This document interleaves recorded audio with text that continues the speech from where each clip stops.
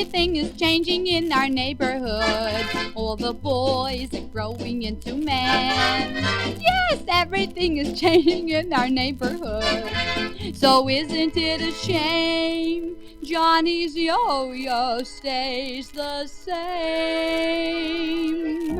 Johnny's got the same little yo-yo that he had when he was a kid.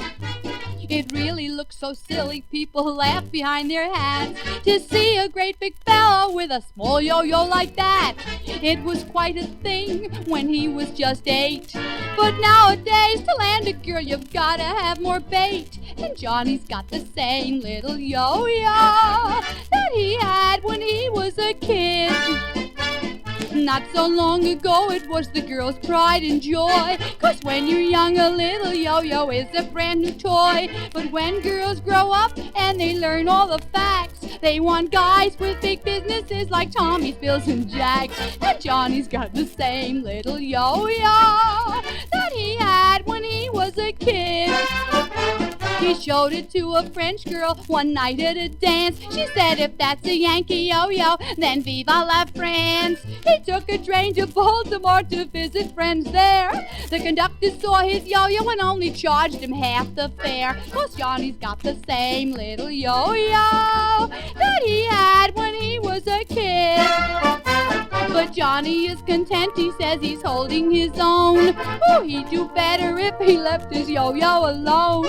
Still, when life gets dull or when things get too tense, he can always swing it in and out of some old picket fence. Watch out for splinters! Johnny's got the same little yo-yo that he had when he was a kid. He went and joined the army on enlistment day. They all howled at his yo-yo, they said that was child's play. And they said, Johnny, grow up, be like other GIs. Why, you should have a bazooka that is 50 times that size. Johnny's got the same little yo-yo that he had when he was a kid. And Johnny is satisfied come what may, as long as it still pops up and down the same way. It has plenty of spring and much more zing than it did when he was a kid. Can you make that statement, mister? Than it did when he was a kid.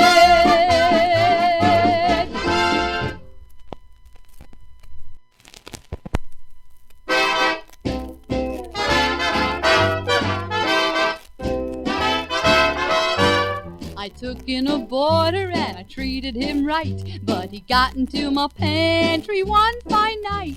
Now my house is out of order. How can I take care of a husband and a boarder? What am I gonna do? Mr. Boarder, I put it up to you. You gotta stay out of my pantry, mister. That stuff don't go with the rent. You gotta stay out of my pantry, mister. You're making too big a dent. Just because I'm stacked way up high don't mean that you can stick your nose in my supply. That husband of mine, he sure sleeps sound. He doesn't know when you're fooling around. You've been on a merry-go-round, mister, since you moved in with me. You gotta stay away from my goodies. You just can't expect extras for free. Now I don't mind if you grab a little nibble on the side, but why should my husband have to pay for your ride? On account of you, Mr. Boarder, I've been giving my man short orders.